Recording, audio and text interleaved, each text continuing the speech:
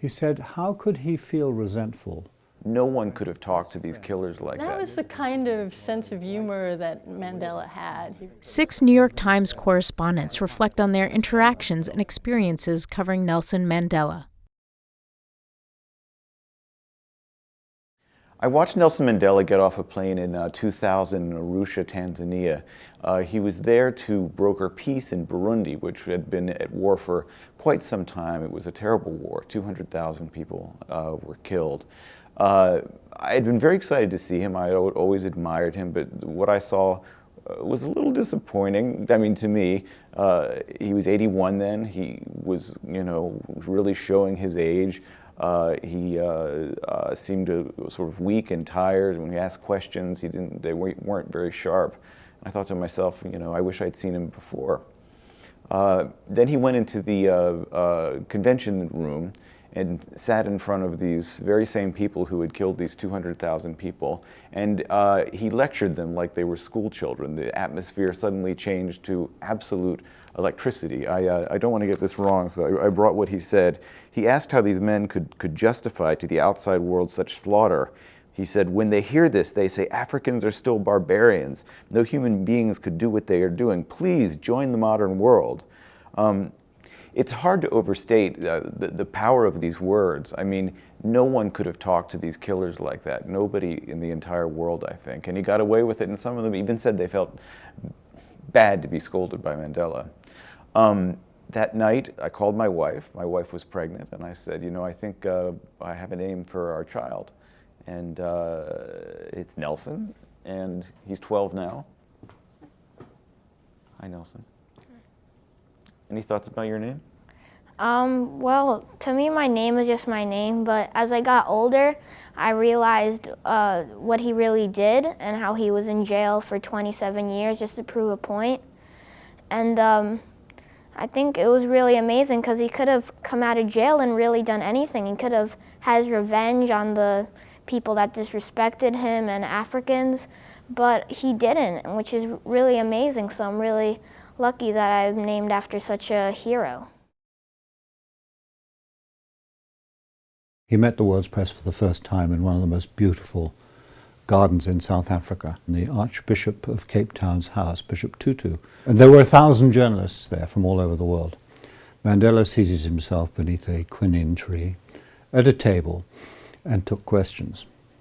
The first question that really made an impact on me was, do you feel resentful towards the white people of South Africa for the 27 lost years? And how did he respond to that?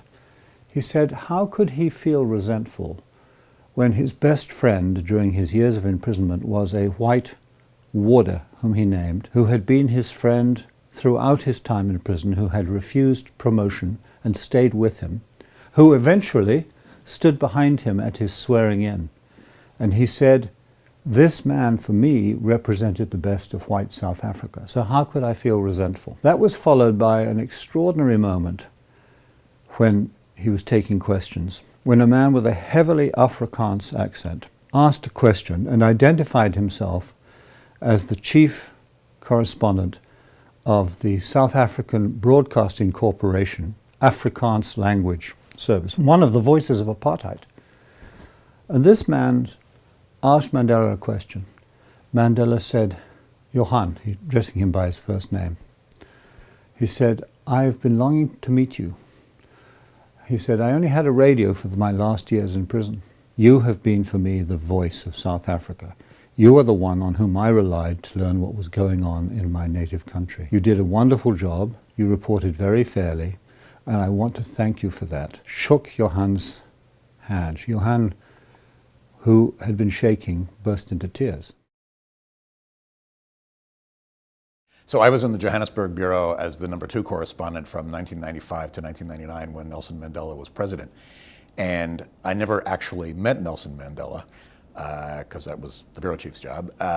But towards the end of my stint there, he gave a speech at the Foreign Correspondents Association. And normally I don't go buddy up to important people, but I thought people were getting in line to meet him, and I thought, oh, come on, Donald, don't be such a prig. This is Nelson Mandela. It's Madiba. He's a living saint. He's 80 years old. How much longer is he going to be here?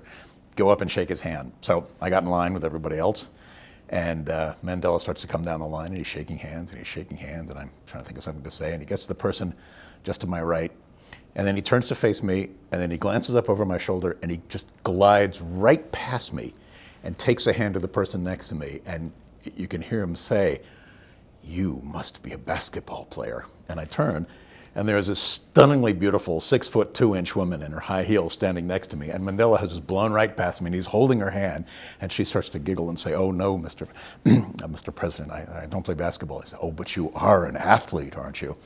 And she said, "Well, I swim." "A swimmer? Oh, that's wonderful." And I thought, well, you unrepentant old hound dog. Here you are, 80 years old and still at it.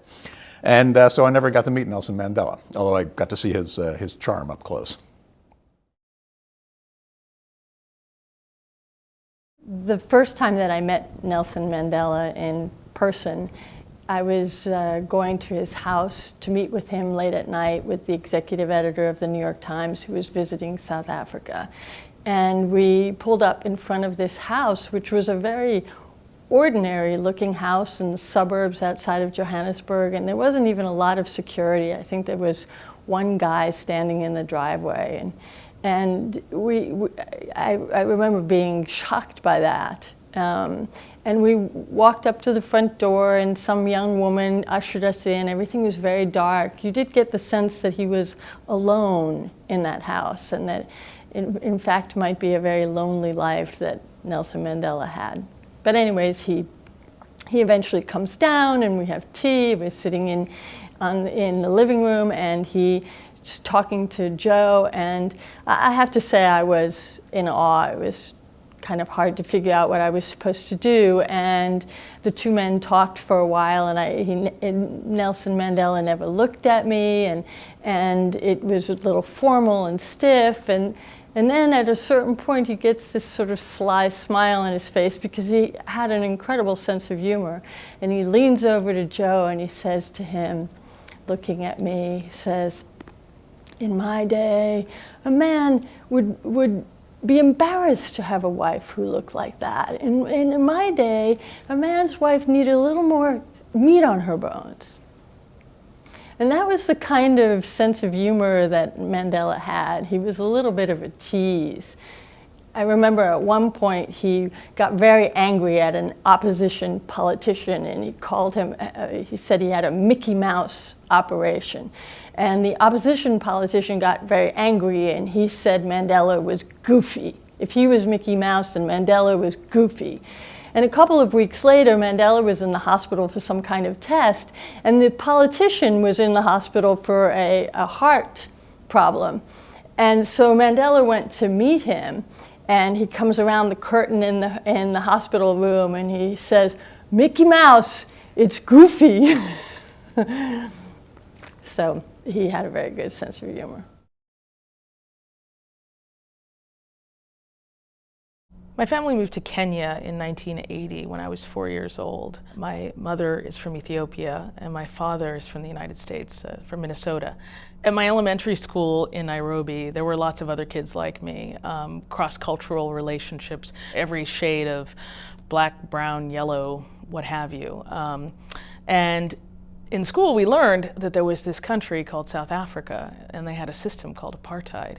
And families like ours were forbidden. We weren't allowed to live together. We weren't allowed to be together. Our parents would not be allowed to marry. But we also learned that there was a man named Nelson Mandela who was sitting in a prison in South Africa for fighting against this system. And his dream was to create a country where families like ours could be together, and people of all races could live in harmony. When I moved to South Africa at the end of 2011 to be the bureau chief in Johannesburg, I was surprised and delighted to find that now there are many families like mine, black, white, Indian, and it literally is a rainbow nation now.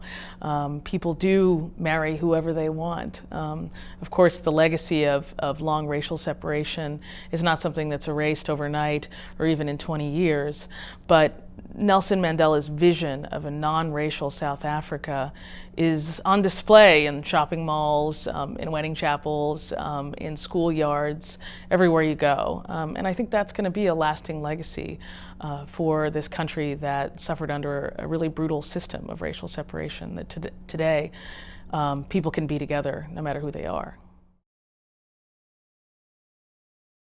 Mandela was not heard. He was invisible to anybody except his closest family, and they could relay messages back. One fascinating aspect of that period was that the government was desperate to diffuse the power that he had. They wanted him out of prison. They didn't want him to be an emblem or a symbol. They wanted him to renounce violence. They wanted him to go into some kind of strange residential arrangement whereby he'd live in one of the so-called homelands, and he consistently said no. And I remember one occasion particularly, early 1985, in the Jabulani Stadium in Soweto, 9,000 people, and they were waiting for word from Zinzi Mandela, one of the daughters who'd just come back from visiting, and she told them that her father had made very clear to her in their conversations that his freedom and theirs could not be separated. He wouldn't accept his freedom until his people